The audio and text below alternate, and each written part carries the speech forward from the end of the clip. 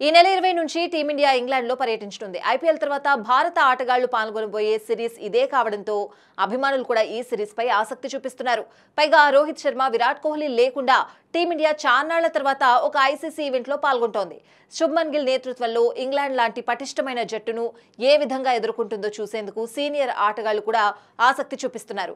ఈ టూర్లో భారత్ సక్సెస్ అయితే టీమిండియా పర్మనెంట్ టెస్ట్ స్క్వాడ్ పై ఓ క్లారిటీ వస్తుంది. ప్రస్తుతం ఇండియా ఏ జట్టు ఇంగ్లాండ్ పర్యటనలో ఉంది. ఇంగ్లాండ్ లయన్స్ తో జరుగుతున్న మొదటి అనధికారిక టెస్ట్ మ్యాచ్ లో కరుణ్ నాయర్ డబుల్ సెంచరీతో చెలరేగిపోయాడు.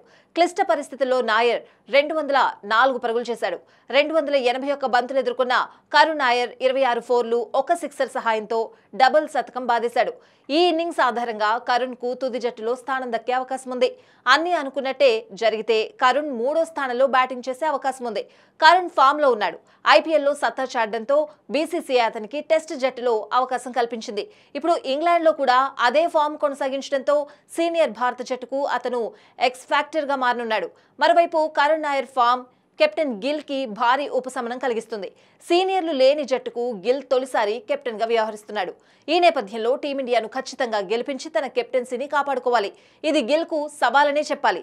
ఈ సమయంలో కరుణ్ ఫామ్ గిల్ కు భారీగా కలిసొచ్చింది.